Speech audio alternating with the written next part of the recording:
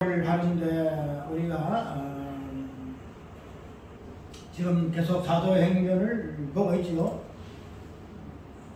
왜냐하면 사도행전을 우리가 현 세대의 우리의 교회 모습이기 때문에 그러한 모습들을 통해서 과연 하나님의 교회, 몸된 교회가 어떠한 행함으로, 행실로, 열매로 나타나야 할 것인가 하는 부분들이 우리의 초점이기 때문에 그런 부분들을 우리가 살펴봅니다.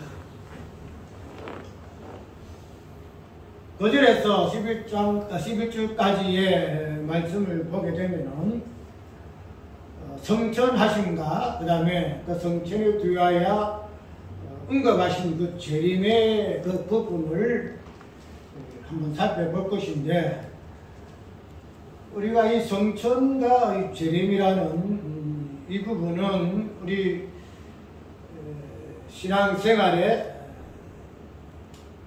소망으로 우리가 바라보는 개념이죠. 무슨 말인가 하면은 이 재림이라는 이 부분은 우리 교회 마지막에 구속의 결정적인 사건을 의미하는 것이기 때문에 우리의 성도들은 마땅히 예수 그리스도의 그 재림을 앙망하고 거대하고 소망하고 있으면 당연한 신앙의 행위라는 사실을 우리가 알 수가 있다는 거죠. 그렇기 때문에 이 재림에 대해서 특별히 복음서에서는 예수님의 그 종말론이라는 그러한 교훈 속에서 많이 드러나고 있습니다. 우리가 마태복음 24장, 25장을 볼것 같으면은 예수님께서 종말에 대해서 언급을 하신 부분이 거기에서 나오지요. 그래서 종말이라는 것은 재림의 어떤 그 개념을 풀어서 설명한 그런 것으로 이해를 할 수가 있다는 거죠.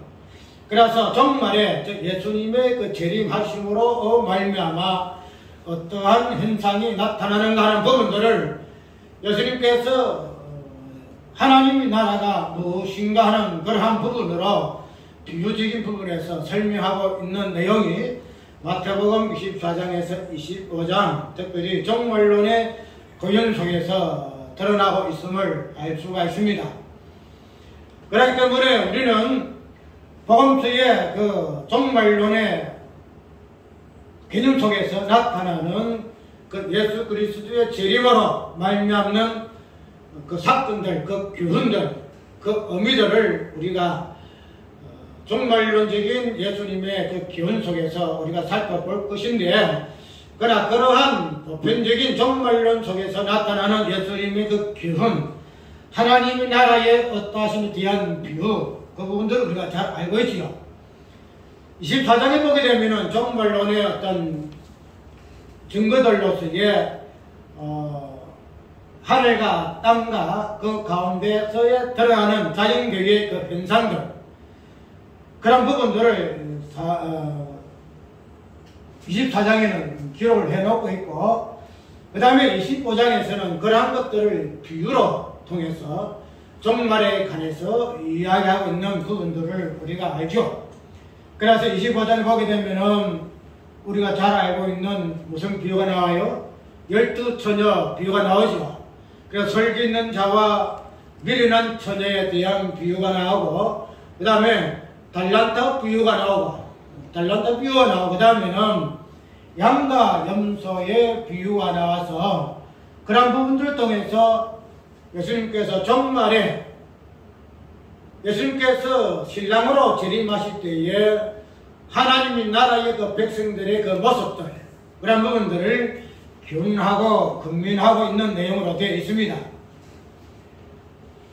그렇기 때문에 우리는 이 재림에 대해서는 복음서에서도 그를 이야기하고 있고 서신서에서도 확실하게 데살로니가 전서에 보게 되면은 그 부분을 사도 바울이가 언급하고 있지요.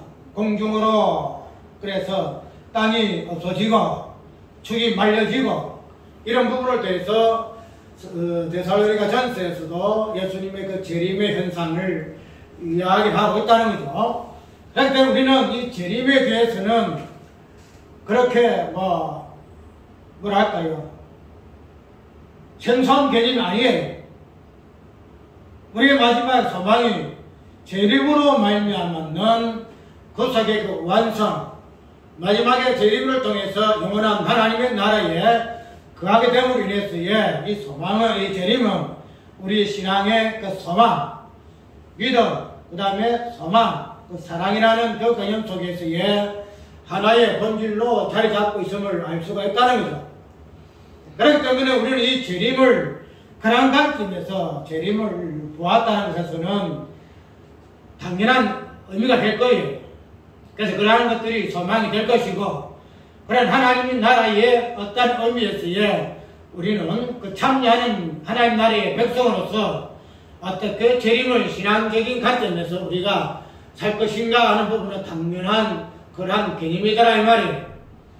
그러니까 오늘 우리가 이 사도행전에서 나타나고 있는 요 재림이라는 그 부분은 그냥 재림 하나만 뚝 떨어져서 이야기하고 있는 것이 아니고 어떻게 이야기하고 있죠?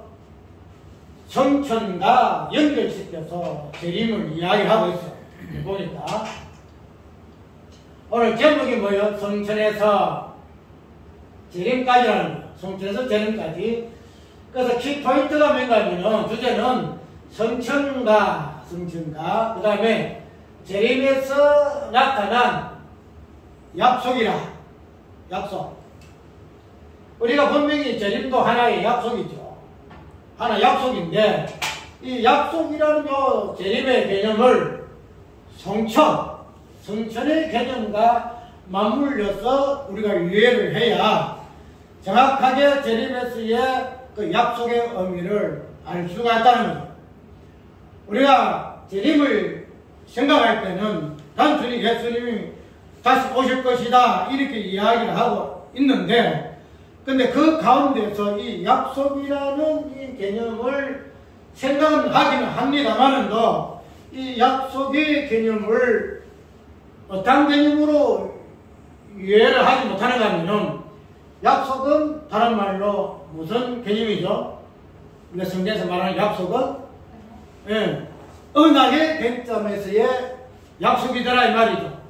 그러니까 우리가 재림을 다시 오신다는 그런 개념 속에서의 미래 약속이라는 개념으로 이해하기보다도 그런 부분을 깔고 재림 속에서의 그 약속의 의미를 성경 전체에서 말하고 있는 언약의 관점에서 이 약속의 재림을 우리가 이해를 해볼 수 있어야 한다는 거죠.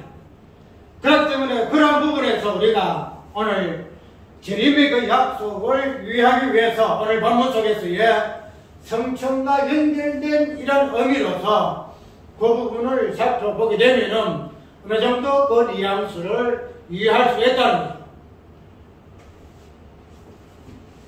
자, 그런 부분에서 오늘 설교에 초점 있고 성천에서의 재림까지의 부분에서의 그 약속의 개념, 그 약속의 그 개념이 단순하게 그냥 성천에서 재림이라는 요 부분에서만 기간이 아니고 성천에서 속해 있는, 성천에서 포함하고 있는 예수 그리스도의 그 구속의 모든 사실들, 그 부분들을 포함해서 재림까지의 그 사건, 그 기간, 그 부분에서 나타나는 그 약속의 부분들을 오늘 사도행전에서 개념 속에서 성천과 재림이라는 이 표현 속에서 한번 살펴볼까 그래요. 그렇기 때문에 이 부분을 조금 생소해요. 왜 그러냐면은 아까 이야기대로 이 약속이라는 개념을 단순히 앞으로 다시 오실 아직 이루어지지 아니하는 그 시간적인 미래의 관점에서의 그 부분을 약속으로 이해를 하고 있지요. 그런데 성경 전체의 이 약속은 창세기부터 계시록까지 시공의 어떤 약속의 시간도 분명히 포함되고 있으나, 그러나 그 본질적인 부분에 있어서는 그런 시공을 뛰어넘어서 본질적인 부분에서 그 약속 언약이 무엇을 이야기하고 있는가 하는 부분을 이해해 볼 것 같으면은 이 성천이라는 요 속에서 이 속에 있는 그 언약 약속의 개념을 우리가 재림이라는 이 사건으로 한번 연결시켜 보게 되면은 단순하게 미래의 사건 속에서의 이루어지는 시간의 개념의 성취에서 부분으로서의 그 약속보다도 성경 전체에서 하나님께서 당신의 백성들에게 주신 그 언약이라는 것이 무엇인가 하는 부분들을 정확하게 새롭게 이해할 수 있는 하나의 근거가 될 수 있다는 거죠. 그래서 단순하게 재림이라는 것을 우리가 소망하기 때문에 재림의 신앙에서 우리가 어떻게 이렇게 살아야 한다는 그런 관점에서 재림에 대한 성도의 어떤 예비적인 신앙을 바라보는 것도 중요하지만 그러나 그런 관점에서 더 뛰어나게 성경 전체에서 재림에서 하나님께서 또 예수 그리스도께서 당신의 다시 오심을 통하여 성경에서 말하고자 하는 그 언약의 본질이 무엇인가를 성천이라는 이 사건과 연결해서 우리에게 말씀하고 있음을 한번 살펴본다 이거예요. 그렇게 되면은 우리가 오늘 이 시간에 새로운 관점에서 이 부분을 살펴보지만은 그러나 결코 성경의 전체적인 본질적인 부분에서 결코 어긋남이 없다는 거예요. 그런 부분을 이제 하기 전에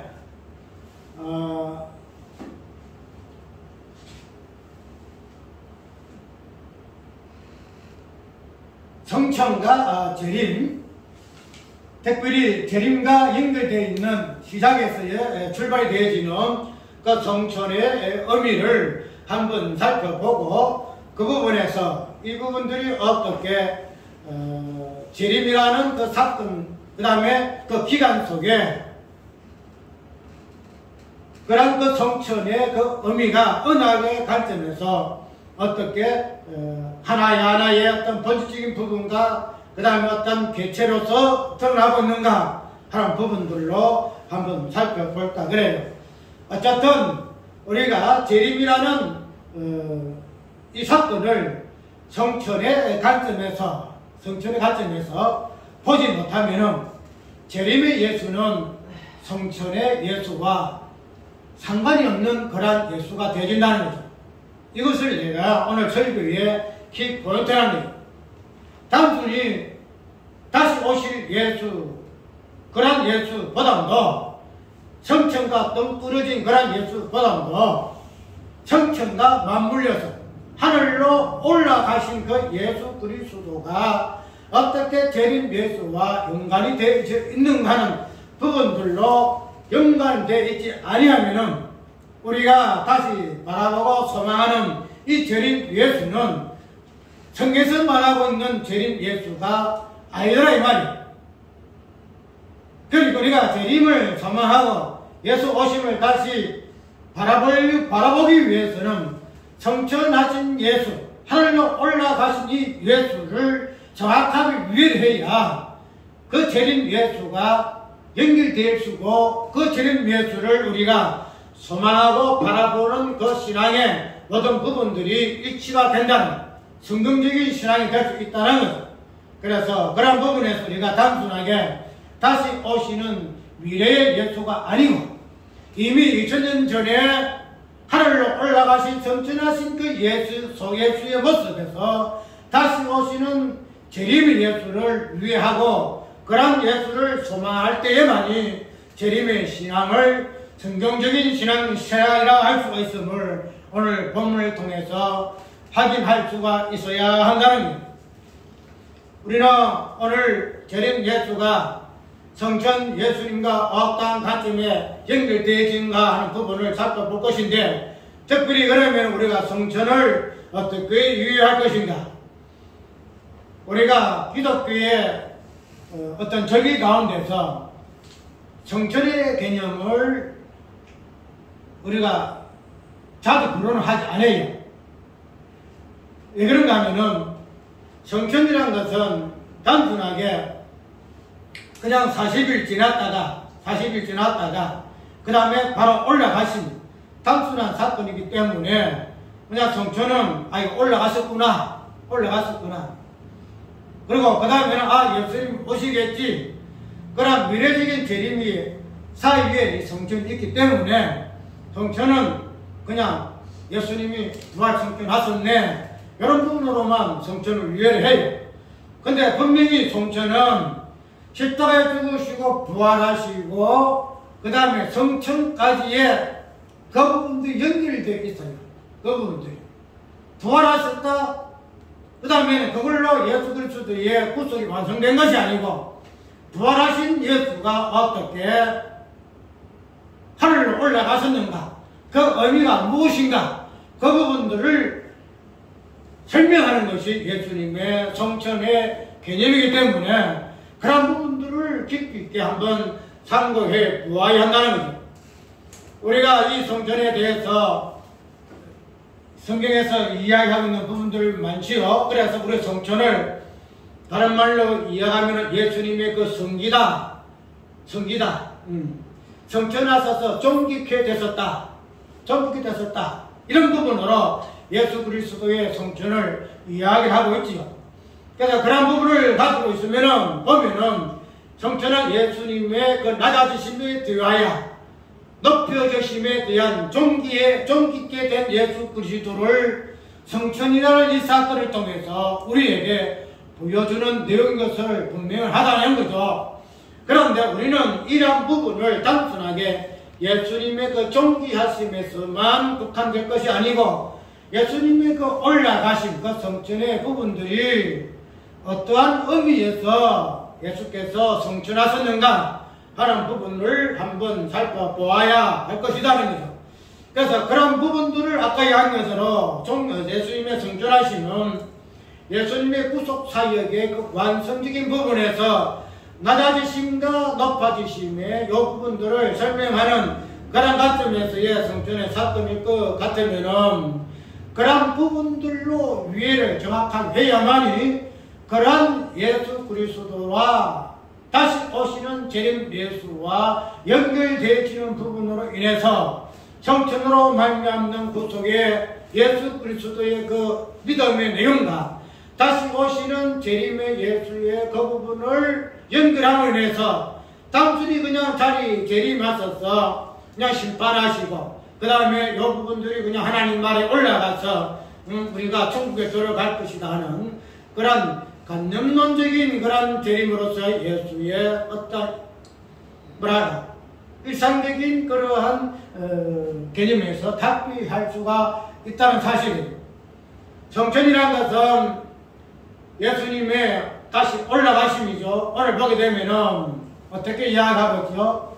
이 말씀을 마치시고 저희 보는 데서 올라가시니 구름이 저를 가리워 보이지 않게 하더라, 이렇게 이야기하는데, 보이지 않게 하더라, 올라가실 때에 제 아들이 자세히 하나를 쳐다보고 있는데 흰옷 입은 두 사람이 저희 곁에 서서 가로되 갈릴리 사람들아 어찌하여 서서 하늘로 쳐다보느냐.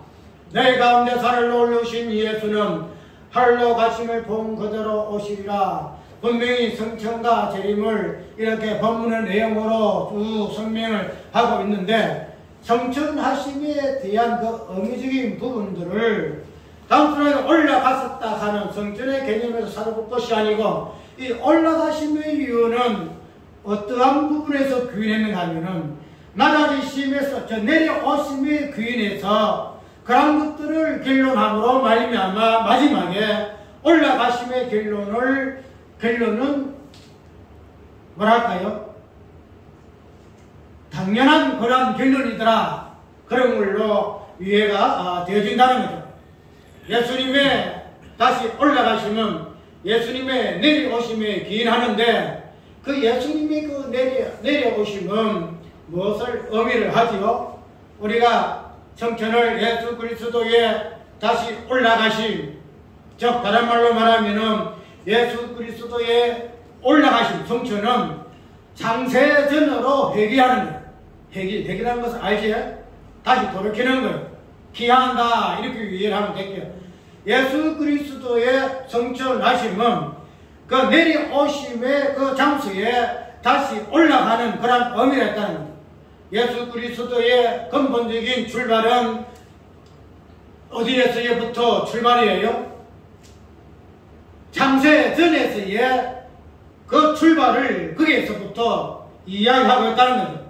단순히 이 부분은 하늘로 올라갔었다 이렇게 이야기를 하고 있지만은, 그러나 이 하늘이라는 이 개념 자체가 창세 전에 우리가 이야기할 때에 구속을 위할 때 창세 전에 예수 그리스도 안에서 이 구속을 위하는 것과 마찬가지로 예수 그리스도께서 성천하신 이 사건은 창세 전에 예수 그리스도의 어떠하심을 다시 회귀하는, 다시 돌아가는 그런 부분으로서의 사건이라는 사실을 우리가 이해를 할 수가 있다는 거죠. 그래서 성천이라는 이 부분을 예수님이 그냥 하늘로 올라가셨다 하는 부분으로 보지 말고, 하늘로 올라가신 이 예수의 그 모습을 창세전의 예수의 모습이 어떠한 모습이었을까? 그것을 다른 말로 우리가 예수의 종깃게 되었다 이렇게 이해하고 있지만은, 그 종기라는 그 개념을 창세전의 예수 그리스도의 그 모습 속에 하나하나 모습들을 통해서 우리가 살펴보아야 한다는 거죠. 예수 그리스도의 종기의 모습은 그 모습이 어떤 모습이에요? 성부와 성자와 성령, 저희 위 하나님이시 성자의 하나님의 모습이더라 이 말이죠. 그러니까 우리가 단순히 성천 하나님이, 예수님이 하늘로 올라갔었다, 성천하셨다, 하늘로 올라갔었다는 그런 관점에서 단순하게 그 부분으로서의 성천을 위하지 말고, 성천의 사건 속에 나타난 예수님의 그 성비가 창세전의 예수 그리스도의 그 모습을 드러내 보여주는 그런 내용이더라 이 말이죠. 우리가 그래서 예수 그리스도의 그 오심, 낮아지심, 죽으심, 십자가 부활 그 부분에서 예수 그리스도의 성자 되신 예수 그리스도의 모습을 본다는 거죠. 그런데 이 땅에 내려오셔서 그 부분을 통하여 예수 그리스도의 어떤 것을 우리가 볼 것 같으면은, 이러한 것들의 결론이 되어지는 성천이라는 이 사건 속에서도 이 땅에서 내려오신 성자 예수 그리스도, 성자 하나님의 모습을 보았었듯이 성자 예수 그리스도를 성천하신 예수님의 모습을 통해서 보아야 한다는 거죠. 그러니까 동일하다는 거죠. 낮아지신 이 땅에 오신 예수 그리스도의 모습 속에서 성자 하나님을 볼 것 같으면, 성천하신 예수 그리스도 모습 속에서도 성자 하나님을 보아야 하는데, 이 모습의 본질적인 모습이 어디에 있느냐? 창세전에 성부와 성자 하나님의 모습 속에서 우리가 찾아볼 수가 있다 이 말이죠. 그래서 이 부분이 우리가 오늘 설교 속에서 한번 살펴볼 부분이다는, 단순히 성천 예수님 하늘로 올라가셨다 그걸로 꺼지지 말고, 하늘로 올라가심의 예수의 모습이 창세전에 내려오시기 전에 어떤 모습이었느냐, 어떤 모습이냐. 단순히 신론에서의 성부 하나님, 하나님은 삼위일체의 하나님이시다, 성부 하나님이시고 성자 하나님이시고 성령 하나님이시다는 그런 신론적인 관점에서 성자 하나님을 위하지 말고, 왜 신론적인 관점에서 하나님이 성자 하나님으로 존재케 되시야만 하는가는 그런 부분으로서의 예수 그리스도를 발견할 수 있어야 한다는 그런 것들이 사건화된 개념이 성천의 개념이다, 성천의 사건이다 이 말이에요. 예수의 초림의 사건도 동일하고, 예수 그리스도의 성천도 동일하고, 예수 그리스도의 재림도 동일하다 이 말이에요. 동일하다. 그래서 우리가 이 사건들을 통해서 초림이라든지, 그 다음에 예수 그리스도 성천이라든지, 그 다음에 예수 그리스도 다시 오심이라든지, 이 모든 부분들을 창세전에 예수 그리스도 즉 성자 하나님으로 실존해 계시는 예수의 모습에서 이 사건화되었다 이렇게 이해하면 된다. 초림도 성자 하나님의 모습을 초림으로, 성천도 성자 하나님의 모습을 성천으로, 재림도 성자 하나님의 모습을 재림의 사건들로 이렇게 하나하나 나타내 보여주는 것이 예수의 조림, 성천, 예수의 재림이라는 사건으로 우리가 이해를 해야 한다는 것입니다. 그렇기 때문에 우리가 조림을 믿고 성천을 믿고 재림을 소망한다 할 것 같으면 이런 모든 것들의 사건에 대한 내용 믿음은 무엇을 본질적으로 하고 있는가 하면 창세 전에 전부 하나님 함께 계시는 성자 예수님의 본질을 믿고 소망하고 바라본다. 그것들을 초림과 성천과 재림의 사건으로 우리가 믿음을 표현하고 있다는 사실을 기억해야 할 것이다. 단순히 미래적인 사건 속에서의 이미 2000년 전에 이루어진 사건으로서의 그 부분으로서만 예수의 사건화된 부분들을 우리가 믿고 소망하고 있던 것이 아니더라 말이에요. 창세전에 예수 그리스도 그분 안에 있는 성도의 모습, 단순히 성부와 함께 계시는 성자 하나님의 그 모습이 예수 그리스도의 그 모습만 국한된 것이 아니고 어떤 모습이더라? 성자 하나님 속에 계시는 우리 성도, 하나님의 그 교회, 그 모습들로 우리가 보아야 한다는 거죠.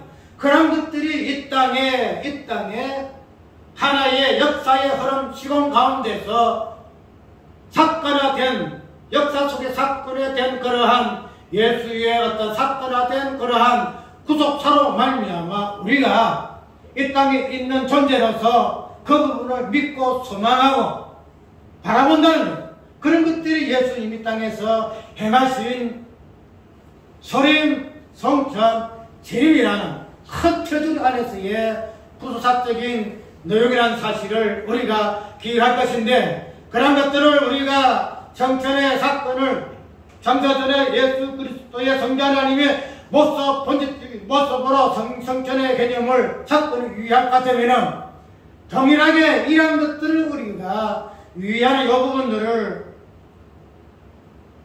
예수 그리스도의 본질 부분과 동떨어져서 우리가 유의하고 깨닫고 그렇게 되지는 거 아니더라고요. 무슨 말인가 하면 우리가 이런 것들을 이해하고 믿고 소망하잖아요. 이런 사건들을 대해서 우리가 구속적인 하나님 은혜로서 우리가 믿고 소망하잖아요.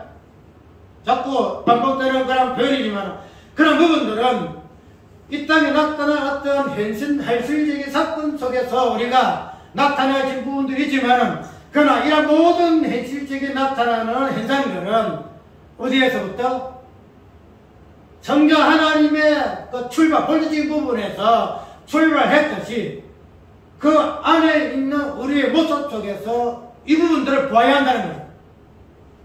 그것이 계시될 수밖에 없고 비밀이 될 수밖에 없는 이유다 이 말이에요. 그런 부분들이 단순하게 그냥 이 사건 속에서만, 현상 속에서만 이루어지는 부분들일 것 같으면은 우리가 계시도 필요 없고 비밀한 말도 없어 필요가 없어요. 그러나 이런 모든 사건들은 이 땅의 현상이 아니고 어디 현상이라? 하늘에 속한 현상이기 때문에 이 땅에 있는 지혜와 지식을 가지고서는 깨달아 알 수가 없기 때문에 지혜와 비밀이 필요하다. 저번에 이야기한 부분이 여기 있다는 거예요. 그러니까 우리가 단순하게 우리의 믿음 바 모든 내용들을 이 땅의 현실에서의 나타나는 것들로만 우리가 믿고 위하고 깨달아서 믿었다라고 이해해서는 안 되고, 이런 모든 부분들의 그 출발점이 예수 그리스도의 창세전의 모습에서 출발인 것 같으면 우리의 모든 내용도 예수 그리스도 창세전 안에 있는 우리의 모습 속에서 이미 깨달아진 바 되고, 이미 우리가 이해되진 바 되고, 이미 믿은 바 되어지고, 그래서 창세전의 이 부분 우리가 현세 속에서 어떻게 틀어졌는가 하는 부분들로 한번 깊이 있게 상고해보는 것이 굉장히 중요합니다. 그냥 창세전에 우리가 이해할 수 없는 그런 내용이기 때문에 우리가 이 부분은 그냥 창세전에 이렇게 표현하고 있지만, 그러나 이 창세전의 모든 것들이 예수 그리스도의 모습을 통하여 이 땅에 나타난 현상들이기 때문에 창세전에 예수의 어떤 모습을 보지 아니하. 그래서 이 성천이라는 요 사건은 다시 이 땅에 내려오신 예수의 모습에서 다시 창세전의 모습으로 회귀하는, 다시 올라가는 그런 모습을 보여주는 사건이 성천의 개념이라 하는 사실을 우리가 이해를 하게 되어집니다.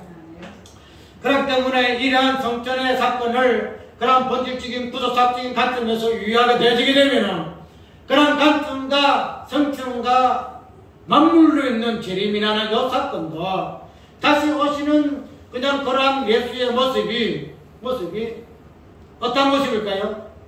창세전의 초림의 그 모습이에요. 초림의 그 모습. 다시 올라가셨으니, 다시 처음으로 환원했으니, 그런데 다시 오시는 재림도 어떤 모습일까? 초림의 모습이더라. 초림의 모습. 재림의 모습 속에서 우리가 초림의 모습을 보지 못할 것 같으면은 이것은 아까 이야기했던 성천의 모든 것에서 초림 예수의 모든 것들이 포괄적으로 포함되어 있을 것 같으면은 이 성천의 내용이 재림의 예수와 인갈되었다 할 것 같으면은 다시 오시는 재림의 모습도 초림하소서 당신의 구속을 이루시고 성천하시기까지의 그 예수의 모습을 그대로 드러내는 모습이 재림의 예수라 이 말이죠. 우리가 이런 부분을 가지고 보통 이야기를 하여 다시 오시는 예수 그리스도는 죄와 상관없이 자기를 바라는 자에게 분명히 온다라고 히브리서는 이야기하고 있기 때문에 다시 오시는 예수의 모습은 어떤 모습? 십자가에 죽지 아니하는 그런 모습으로 이야기를 많이 합니다. 그러나 다시 오시는 예수의 모습 속에서도 무엇을 보아야 하는가 하면은 십자가와 부활이 없는 그런 예수가 아니고 십자가와 부활하시고 성천하시는 그 예수의 모습을 재림하시는 예수의 모습 속에서 우리가 확인할 수가 있어야 한다는 거예요. 성천의 두 번째의 부분으로 나아가 봅시다. 성천의 두 번째 모습은 첫 번째는 초림하시기 전에 예수 그리스도의 어떠함을 성천의 사건을 통해서 보여주는 부분이 성천의 내용일 것 같으면 두 번째 성천의 사건 속에 찾아볼 수 있는 부분은 뭔가 하면 성천하심으로 오늘 본문 속에서는 이 부분들이 이제 오예배 때에 잠깐 언급될 부분인데 이 성천하실 때에 예수님께서 두 번째 하신 일 중에 크게 나누어서 두 번째는 어떤 부분으로 우리가 이해를 할 수 있는가 하면은 우리가 예수께서 성천하시고 난 후에 얼마에 있을 때에 성령이 오셨죠? 예수님께서 40일 동안 계셨죠. 40일 동안 하나님 나라에 행하시고 가르치신 예수의 모습을 볼 수 있는데 그 40일을 지나고 그 다음에 성령이 오시기까지는 10일 상관이에요. 40일을 지나서 성천하시는데 성천하시고 한 10일이라는 그 상황 속에 뭐가 임하셨다? 성령이 임하셨다는 거예요. 단순하게 40이라는 것은 역사 속의 시간 속에서의 어떤 날의 개념도 되겠지만은 그러한 부분들을 묵시의 개념을 보게 되면 그 시간을 배제해서의 본질적인 부분으로 우리가 40일, 50일을 이해할 것 같으면은 그 40일과 50일이라는 이 개념은 우리가 성경에서 말하고 있는 그런 부분들이 우리가 이해할 수 있는 부분이죠. 그거는 이제 우리가 50일, 70, 49라는 그런 부분에서의 부분들을 알 수가 있는데 그거를 이야기하는 것이 지금 이야기할 부분이 아니고 어쨌든 성천하심으로 예수님께서 행하신 부분이 뭔가 하면은 두 번째는 성령을 보내셨다는 거죠. 우리가 이 장에서 이 부분을 볼 것인데 성령을 보내심이 두 번째의 성천의 사건 속에서 나타나는 내용이다라는 사실을 우리가 이해를 하게 되게 되면 왜 그러면은 예수께서 성천하심으로 성령이 오실 수밖에 없는가 하는 부분들을 한번 살펴볼까 그래요. 성령이 오신 그 목적이 자체가 뭐예요? 예수께서 마태복음에서 말씀하신 그대로 내가 교회를 세우리니 그 다음 뭐가 되죠? 음부의 권세가 절대로 이기지 못할 것이라 분명히 말씀하셨지요. 그렇기 때문에 예수께서 이 땅에 오신 목적 자체가 뭐하기 위해서야? 교회 소음에 있더라는 거죠. 구약의 12지파의 그 교회와 함께 신약의 예수 그리스도께서 12사도로 표명되어지고 있는 당신의 몸된 교회를 세우기 위한 목적이 예수께서 이 땅에 오신 목적이고 십자가에 죽으시고 부활의 목적이시고 그 다음에 성천하신 목적이고 그 다음에 성령을 보내신 목적이 될 것 같으면 성령의 오심의 목적, 즉 예수께서 성천하심으로 성령을 보내신 목적은 당신이 은명하신 그대로 당신의 몸된 교회를 세우기 위하여 성령을 보내셨다는 사실을 우리가 이해를 할 수 있다는 거죠. 그래서 1장에 있는 것대로 성령을 예루살렘을 떠나지 말 땅끝까지 내 증인이 되랴. 그 다음에 성부와 성자와 성령의 이름은 세를 베풀고 그 다음에 모든 직분들이 나타나게 되어지고 교회가 공동체적으로 연합되어지는 그런 모습들로 우리가 생각해 보았는데, 그런 관점에서 생각해 볼 것 같으면 성령이 이 땅에 오신 목적 자체가 뭐하기 위해서? 교회를 세우기 위해서 성령이 오셨다라고 이해를 하면 된다는 사실이죠.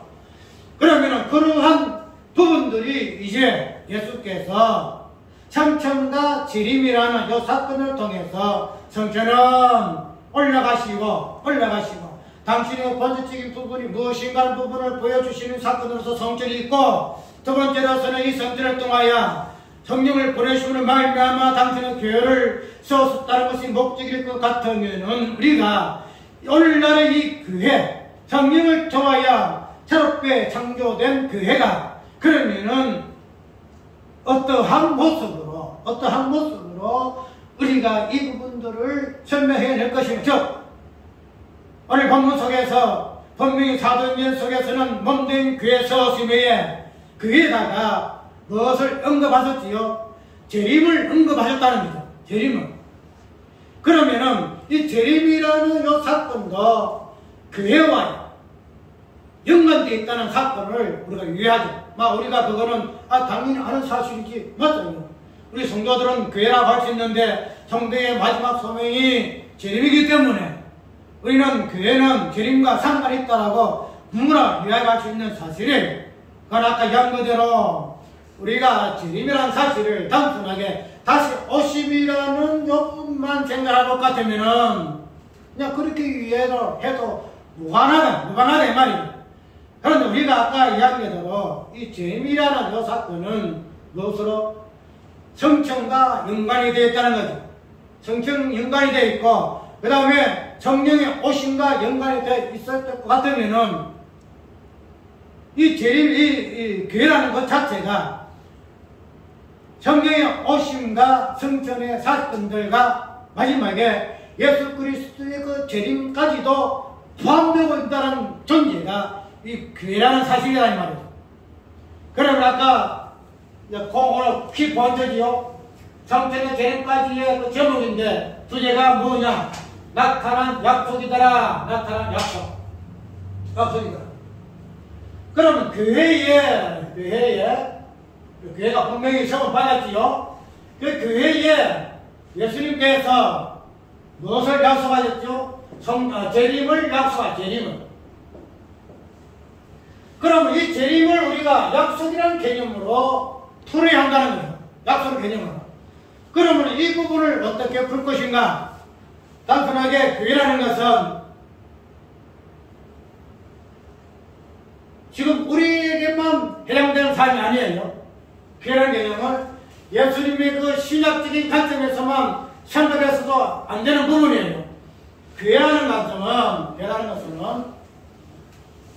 전체적으로 창조에서 창조가 끝날 때까지, 완성될 때까지 그 부분들을 포함하고 있는 것이 이 교회의 개념이다라는 거예요.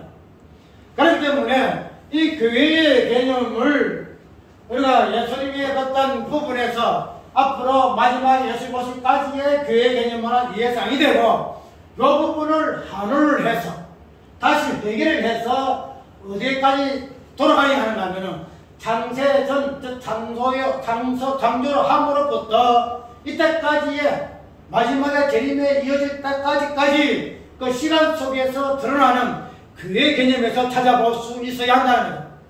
그러면 분명히 구약교회도 포함되겠지요. 포함되겠잖아요. 구약교회. 그라는 것은 신약과 구약과 전체적인 개념이잖아요. 그러면 우리가 약속의 개념을 이따까지 어디에서 찾았지요? 어디에서? 약속은 누구한테 주어졌지요? 아브라함에게 주어졌지요. 노아에게 주어졌지요. 아담에게 주어졌지요. 그러니까 구약시대에 구약교회에 주어진 언약이 약속이더라 이 말이죠. 약속. 그러면은 구약교회에 나타난 이 언약이 약속을 구약교회만 우리가 구약이 예수님이 오시기 전에 내용이니까 하나의 약속 그 부분으로 이해를 하고 우리가 예수님이 오심으로 그 약속이 성취됐다라고 이해를 합니다. 그런데 우리가 전체적인 관점 속에서의 오늘날의 몸된 교회에서의 재림으로 말미암는 약속 개념으로 도입을 해볼 것 같으면은 이 재림이라는 요 사건이 구약 백성들에서의 그에서의 그 약속의 개념이 초림에서 이루어진 것 같은 그런 부분으로 접목이 가능하다는 이야기가 어려워요. 무슨 말이냐면은 우리가 약속이라는 이 개념이 단순하게 구약의 교회들만 적용하잖아요. 그것을 언약이라는 관점에서는 그렇게 보잖아요. 우리가 재림이라는 속에 나타나는 그 약속은 언약의 관점이 아니라 언약 관점 아니거든요. 아니고 그냥 다시 오실 것이다. 사건적인 부분에서만 이 재림을 약속으로 유예했어요. 그런데 이 재림을 성경 전체의 언약이라는 관점에서 우리가 해석을 해볼 것 같으면은 어쩌면은 구약에서 나타나는 이 약속의 개념도 재림에서 나타난 약속의 개념과 동일한 관점에서 이해를 해야 한다는 거죠.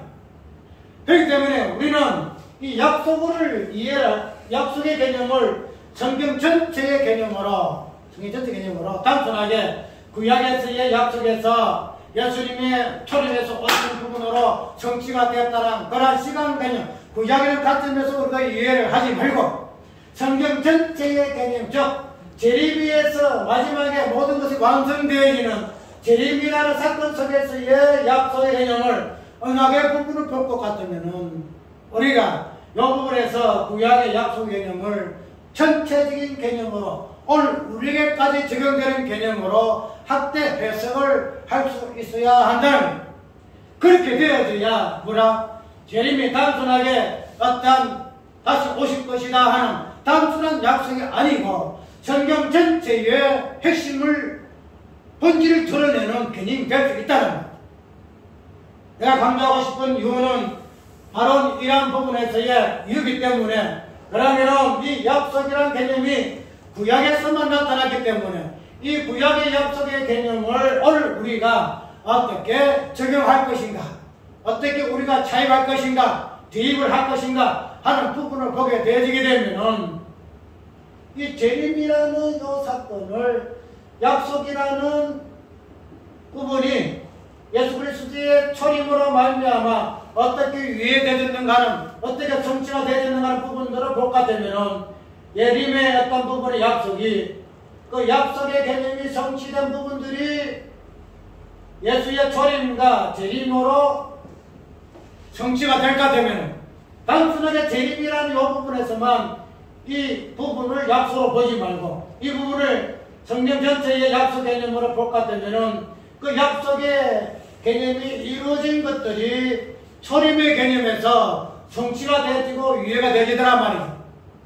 그러니까 그 약속의 개념을 예수님의 초림으로 말미암아 성취되었다, 이제는 끝이다, 이렇게 해서는 안 되는 거예요.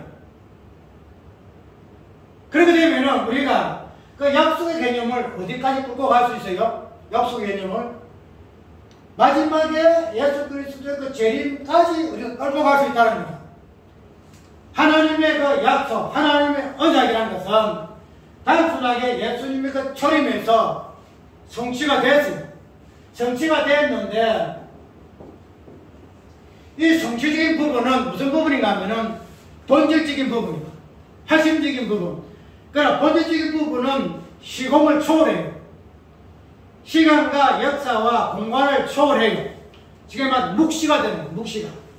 여기에서는 시간이 없어요. 그래서 오늘 예수님의 때라고 이야기를 하잖아요. 때. 내 때가 아직 이르지 아니했다. 때를 이야기 많이 하잖아요. 그렇기 때문에 이 때의 개념을 보게 되면은 예수님의 초림에서 뭐랄까요? 본질적인 부분에서 약속은 성취가 되었어요. 성취가. 그런데 이 약속이라는 전체 개념을 즉 재림이라는 이 부분으로 우리가 이해할 것 같으면은 재림이라는 이 부분은 어떤 부분이에요? 우리 아직까지 초림이라는 이 부분들로 사건화된 부분을 볼 것 같으면 재림은 아직까지 우리 눈앞에 안 나타나죠. 아직도 미완성의 사건으로 우리가 이해한다는 거죠.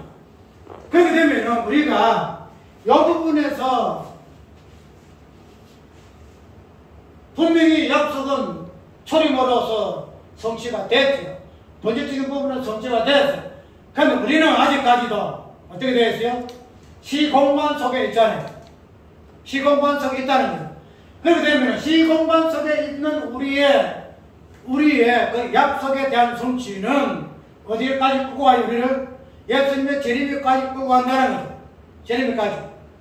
그 부분을 우리가 이해를 하게 되게 되면은 우리가 단순하게 그 재림이라는 이 부분을 다시 예수님이 공중에 구름 타고 오실 것이라는 그런 관점 속에서의 그냥 약속이 아니고 하나님이 그 약속이라는 그 언약을 분명히 구약의 백성들로만 국한되지 아니하고 마지막에 구약의 12지파로 나타난 구약교회와 마지막에 12사도로 나타난 신약교회, 몸된 교회 속에 어떻게 이 부분을 하나하나 예수님의 재림하시는 그 모습까지 약속 속에서까지도 이루어 나가시는 하는 부분으로 우리가 예수 하나님의 그 약속 속에 언약 속에 일하심을 보아야 한다는 거예요.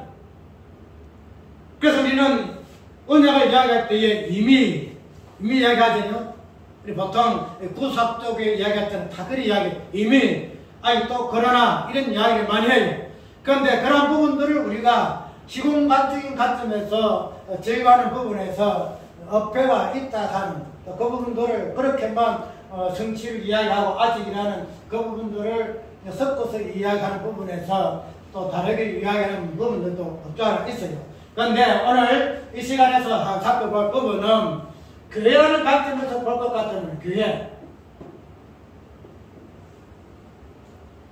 우리가 어떤 예수님의 그 구속의 그 성취적인 부분에서 이미와 아직이라는 이 부분들을 보는 것보다도 교회라는 이 개념을 보게 되어지게 되면은 교회라는 것은 창세로부터 시작해서 창세 후까지 마지막 종말에 이르기까지 존재하는 십조인 뭐예요? 교회.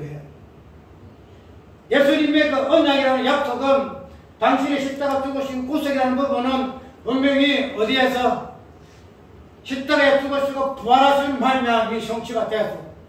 그런데 이 교회라는 개념을 볼 것 같으면은 교회는 하나님의 일하심, 예수 그리스도의 일하심의 사이장이에요. 그래서 창조의 어떤 사건에서 구약에서는 하나님의 그 일하심에 구약 교회에서 드러나잖아요. 12지파 속에 드러나는 거예요.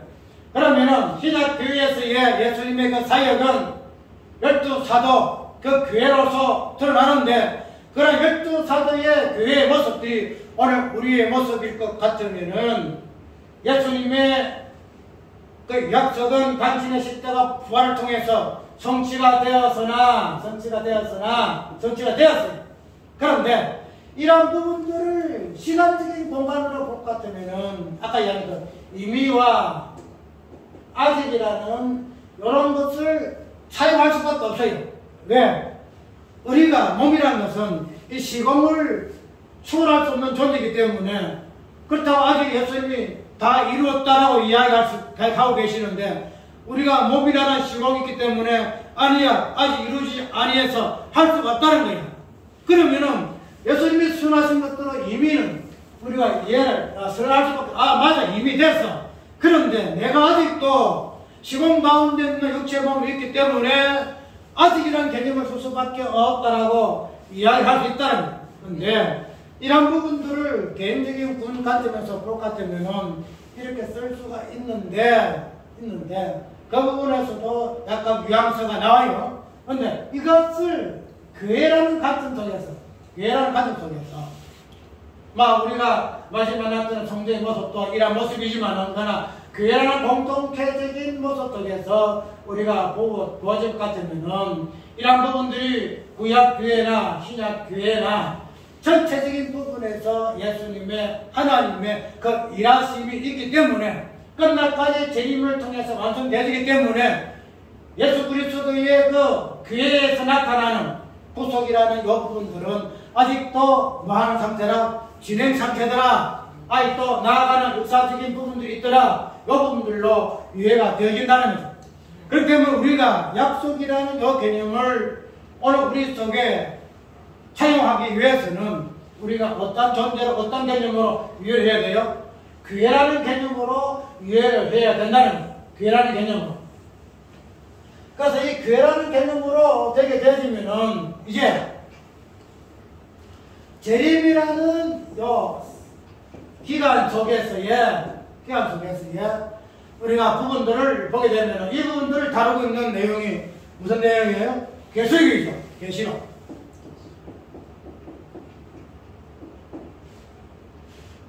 계시록이 기록됐을 당시에도 사도들의 시대지요. 12사도가 사역하고 사도행전에 애써왔던 그런 시대예요.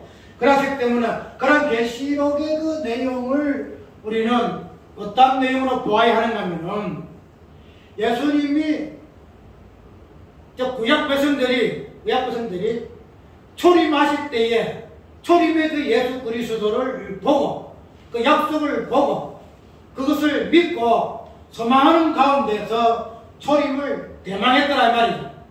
그 약속의 개념 이스라엘 백성들의 구약 교회의 모습이에요.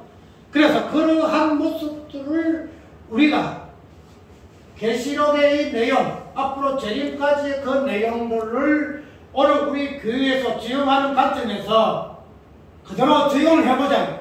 우리의 모습을 구약 교회가 예수 그리스도의 그 초림을 대망하고 약속을 고대하고 바라고 믿는 그러한 모습으로 다시 돌아가자. 그렇게 되면 예수 그리스도 그 재림이 어떤 개념이 되지요? 그 약속을 초림이 구약 백성들의 그 약속을 성취하는 개념으로 초림이 예수 그리스도 초림이 되었을 것 같으면 예수 그리스도의 그 재림도 우리가 그 약속을 성취케 하는 그 성취를 바라보는 그 약속을 소망하는 그 약속을 믿는 그러한 모습으로 존재케 되어지는 것이 우리 교회의 모습이더라. 어렵죠? 보니까 좀 어려운 것 같아가지고 과연 그러한가 지금 그런 것 같아. 그런데 아까 이야기대로 우리가 약속이라는 개념을 성경 전체로 보게 되면 약속은 분명히 본질적인 부분에서는 무엇이에요? 예수 그리스도의 초림에서 성취가 되었어요. 그러면은 이 약속을 재림으로 볼 것 같으면은 재림이라는 이 부분을 바라보는 우리 현재 입장도 무엇이 되지 할까? 약속을 바라보는 구약 백성들의 모습에서 우리의 모습을 차지한다는 거예요. 그렇게 되어야지 아까 이야기한 성천의 초림에서 나타난 구속의 모든 부분들이 재림과 연결이 될 수밖에 없는 부분, 아까 설명한 부분들이 이해가 되실 거예요. 그래서 우리가 약속을 재림이라는 그 약속을 바라보는, 그 언약을 바라보는 그러한 교회 같으면은 그런 부분으로서 우리의 모습은 어떠한 모습이냐? 구약 백성들이 초림의 그 약속을 하나님이 아브라함부터 노아로부터 아담으로부터 주어진 당신의 백성들에게 주어진 그 약속을 그 예수 그리스도의 초림이라는 그 사건을 통해서 그 약속의 성취를 바라보고 믿음 생활을 했던 그런 부분들이 오늘 우리의 모습 속에서는 재림이라는 그 언약의 약속 그 사건이 다시 오심을 바라보는 그의 모습 속에서 찾아야 한다는 거예요.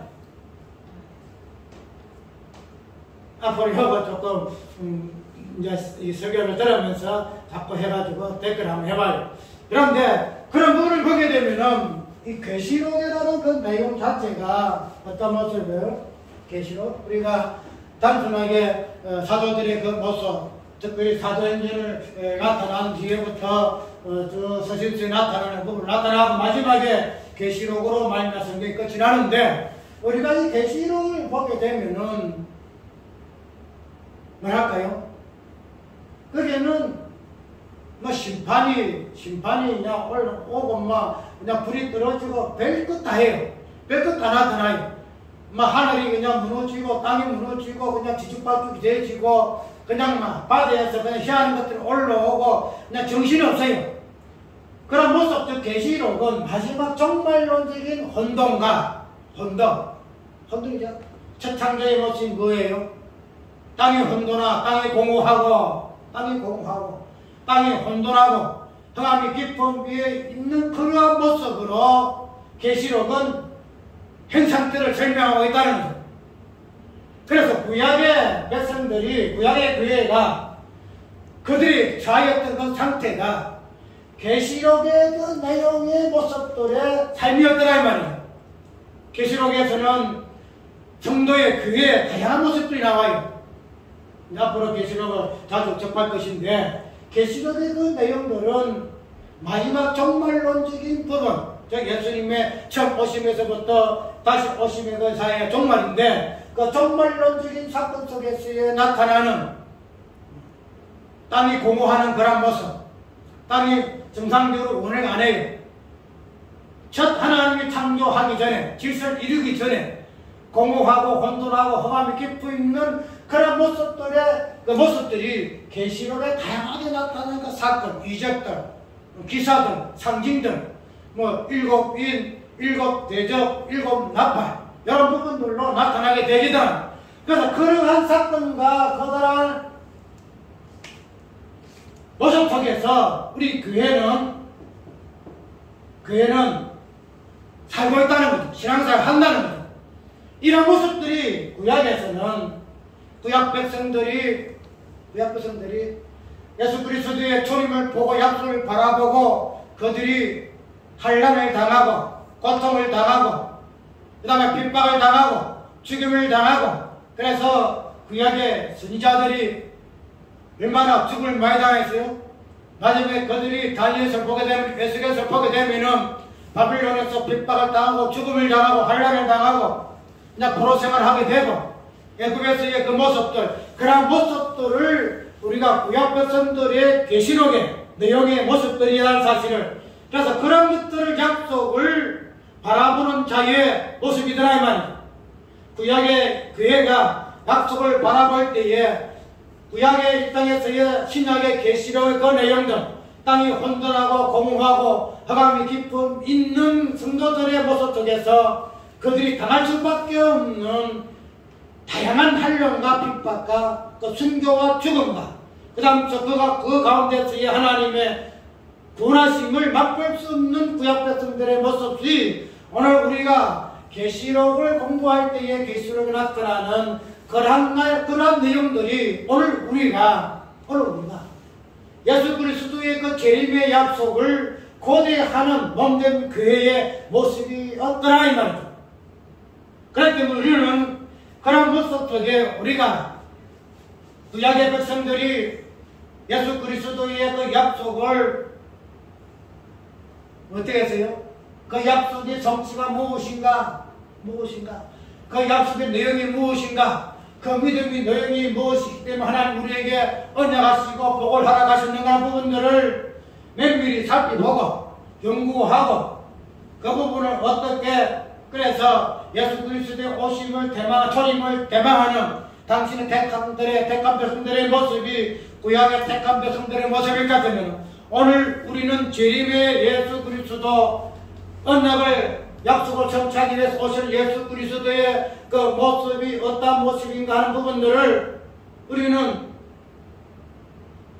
구약의 백성들이 예수 그리스도의 그 초림의 약속의 내용이 무엇인가 하는 부분들을 그들의 삶 속에서 죽음과 고통, 고난과 핍박과 사망이라는 그 강경 가운데서 그들이 체험하고 경험하고 그들의 삶 속에서 하나하나 적응해 나갔을 것 같으면 오늘 우리도 동일한 의미에서 그런 교회의 본질을 안고 있다는 거예요. 그래서 계시록에 나타나는 이 내용은 단순하게 계시록을 그냥 한상을 보니까 한상이 무엇이다, 인이 무엇이, 대지이 무엇이, 나팔이 무엇이다, 14만 4천이 무엇이다, 이런 것들을 연구하는 부분이 아니고 이런 가운데서 나타나고 있는 그 가운데서의 재림을 소망으로 약속으로 바라보는 자의 성도의 그 모습이 그런 모습 속에서 나타날 수밖에 없는 것들을 관심에 가져야 한다는 거예요. 단순히 이것을 이리 풀면은 더 좋아, 저리 풀면은 더 좋아, 다양하게 자기의 상징과 어떤 부분을 가지고 풀이하는 것이 아니에요.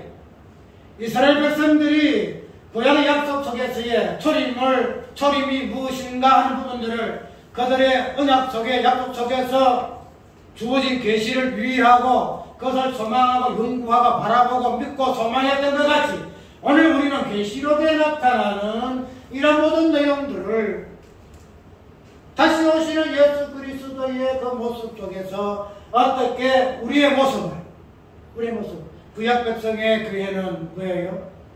다시 오시는 초림의 예수의 모습이에요. 그 약속이 성취예요. 그래서 초림의 예수의 모습이 구약의 택한 백성들의 삶의 모습이에요. 그럴 것 같은 오늘 우리의 모습도 다시 오시는 재림 예수 그 부분들을 계시록의 그 내용을 가지고 드러내고 발언해내고 구현을 해내는 존재가 오늘 우리 교회의 본질이다라는 사실. 본질이다. 그 때문에 오늘 우리가 재림이라는 이 부분은 단순하게 그냥 사건 속에서 미래의 사건에서의 그 부분만 보지 말고 어떻게 초림이라는 그 사건 속에 당신의 백성들에게 하나님께서 약속하신 부분이 언약이 어떻게 성취되어졌는가 하는 부분들을 접목을 시켜서 재림을 바라보는 우리 현대의 교회에서의 재림 예수 속에서의 초림 예수의 그 약속과 언약이 어떻게 몸된 교회가 그 약속을 바라보고 소망하고 그 약속을 어떻게 하든지 유의하려고 특별히 그들의 몸 속에서 구현을 해달라고 하는 그런 모습 속에서의 그의 모습을 우리가 보아야 한다는 그런 것들을 보여주기 위해서 우리 교회는 존재합니다. 저번에 이야기했지요. 예수 그리스도의 땅끝까지 이르러 내 정리되리라 할 때에 마지막 예수의 모습이 내가 너희들과 함께 세상 끝날까지 함께 할 것이다. 그냥 어떤 약속에 그냥 이런 차원에서 그냥 내가 있으니 염려하지 말라 이런 차원은 아니다라는 이야기를 했지요. 그들이 교회가 끝까지 전가하는 그 재현, 그 정인의 그 내용 자체가 예수님의 어떠함의 모습이기 때문에 예수님 끝까지 아니할 수밖에 없다는 거예요. 재림의 예수도 똑같다는 거예요. 오늘 우리가 재림이라는 사건을 단순히 그냥 성천이 있으니 그 다음에 재림이 있을 것이다 아니고 성천의 예수 그리스도의 그 어떠함, 그 초림의 예수 그리스도의 어떠함을 마지막에 약속으로 언약의 성취로 우리에게 보여주기 위해서 재림 예수가 오시고 그런 것들을 바라보고 소망하기 위해서 우리가 존재한다는 거죠. 그것을 증거하기 위해서 우리의 소명이 있다는 거죠. 그런 관점에서 재림을 성천과 연결시켜서 초림의 예수와 연결시켜서 교회의 소명이 무엇인가, 예수께서 내 교회를 세우자 하셨다는 그 의미가 무엇인가 하는 사실을 깊이 알 때에 오늘 몸된 교회의 그 소명에 대하여 특별히 전땅교회로 설립된 우리 교회의 어떤 본질적인 부분들을 그 정체성을 확신할 수 있음을 깊이 유의하는 시간 되시길 바랍니다. 아멘. 찬송